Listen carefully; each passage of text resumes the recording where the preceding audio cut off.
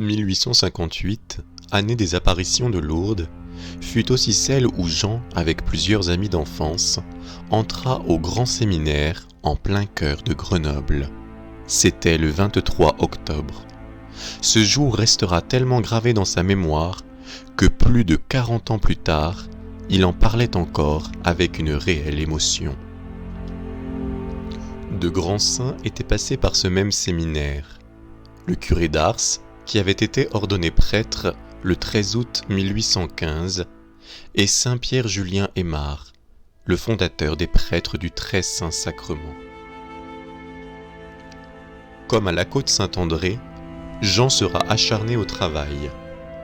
Sa manière d'étudier, notera l'un de ses biographes, le père Ramers, visait en tout le côté pratique, ne perdant jamais de vue son futur ministère.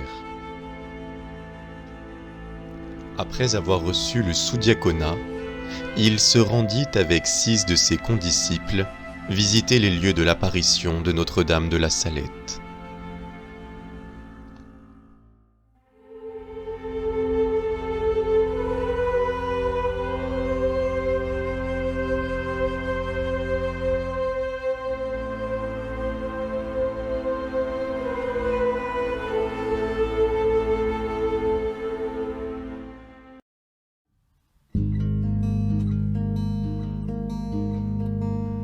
Le 23 avril 1859, Jean Berthier reçut la tonsure. Le 10 juillet, les ordres mineurs, et le 16 mars 1861, il fut ordonné sous-diacre. Il avait 21 ans. C'est alors qu'il fut amené à décider de la forme que prendrait sa vocation. Quelle serait pour lui la meilleure manière de vivre et de concrétiser l'appel de Dieu? Comment allait-il faire passer le message? L'exemple du curé d'Ars, mort depuis 2 ans, le fascinait. Il effectue alors un voyage au monastère de la Grande Chartreuse fondé par saint Bruno en 1084 à une trentaine de kilomètres de Grenoble. Situé dans l'étroite vallée de la Chartreuse, lieu sauvage et désert enserré de hautes montagnes, c'est le lieu par excellence de la solitude, du silence et de la pauvreté. On peut aisément comprendre que le tempérament de Jean fut séduit, tant par le site que par le style de vie des moines.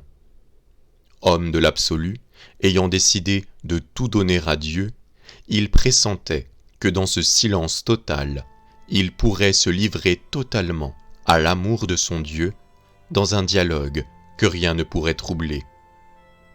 L'idéal du Chartreux est souvent évoqué par le texte du prophète Osée, qu'une longue tradition applique à l'âme, appelée à la vie érémitique. Je vais la séduire au désert, et là, je parlerai à son cœur. Osée, chapitre 2, verset 16. On retrouve exactement ce même esprit dans le statut de l'ordre des Chartreux. Mais Jean, tout en ressentant profondément l'importance de l'aspect contemplatif dans sa vie, estimait qu'il était essentiel de donner en retour à ses frères le fruit de la grâce qu'il recevait par la prière et la méditation. Son dialogue avec Dieu l'engageait au dialogue avec les hommes. Il se sentait attiré par le ministère actif. Et là encore, ce fut au cours d'un voyage que sa vocation se précisa et qu'il prit une décision définitive. Écoutons-le.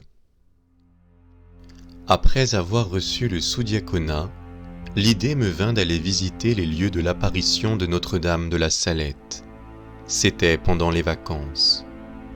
Arrivés sur la montagne, nous n'y rencontrâmes qu'une petite statue donnée par un ouvrier de Lyon, à la suite d'une guérison miraculeuse qu'il avait obtenue par l'intercession de Marie, et de petites croix de bois placées de distance en distance, tout au long de la route qu'avait parcourue la Sainte Vierge. Rien donc ne put captiver les yeux de mon corps, mais les yeux de l'âme y virent autre chose. La pensée que Marie avait sanctifié ce lieu par sa présence, qu'elle avait arrosé de ses larmes ce sol que foulaient nos pieds, la vue des missionnaires qui, avec une ferveur incomparable, venaient y réciter leur bréviaire. Tout cela me ravit, et en partant, je me disais à moi-même, je reviendrai ici. Le 19 septembre 1851, l'évêque de Grenoble avait jugé que l'apparition de la Sainte Vierge à Deux-Bergers le 19 septembre 1846 à La Salette portait en elle-même tous les caractères de la vérité et que les fidèles étaient fondés à la croire indubitable et certaine. Depuis, sur la Sainte Montagne, quelques prêtres animaient les groupes de pèlerins qui affluaient de plus en plus nombreux. Ils formaient une communauté dont le supérieur était l'abbé Pierre Archier. Bientôt d'ailleurs, on les appellera les missionnaires de Notre-Dame de la Salette. Le 5 avril 1862, veille du dimanche de la Passion, Jean fut ordonné diacre. Et le 20 septembre suivant, il recevait le sacrement de l'ordre avec dispense de Rome en raison de son jeune âge. Il avait seulement 22 ans. Quelques mois plus tôt, il était arrivé à La Salette, un beau soir de juillet, pour commencer son noviciat sous la conduite du père Giraud. Le noviciat est un temps de probation, d'une année entière et complète, au cours de laquelle le candidat à la vie religieuse s'initie à la vie spirituelle et expérimente les us et coutumes de la congrégation dans laquelle il désire entrer. Le père Berthier eut à cette époque des ennuis de santé, et c'est pourquoi, commencé le 15 juillet 1862, son noviciat durera jusqu'au 8 septembre 1865, soit plus de 3 ans. Mais ce temps de préparation fut pour lui particulièrement riche.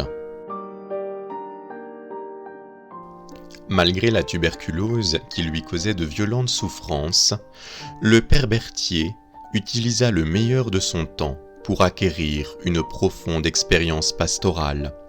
Il se rendit tout d'abord à Hébens, dans la banlieue de Grenoble, au château de Bresson. La comtesse de Chabon avait un petit-fils, Jean devint son précepteur. Quelques mois plus tard, Jean, toujours handicapé par la maladie, après un très bref séjour sur la montagne de la Salette, se dirigea cette fois plus au nord de Grenoble, vers le château de Mérieux, dont la tour principale surplombe le Rhône, à quelques kilomètres de l'actuelle centrale de Crémalville. Puis, en janvier 1864, Jean partit pour la Chartreuse de la Valbonne, dans le département du Gard. Quelle joie enfin pour lui de ressentir ce silence et cette paix qu'il avait découvert à la Grande Chartreuse.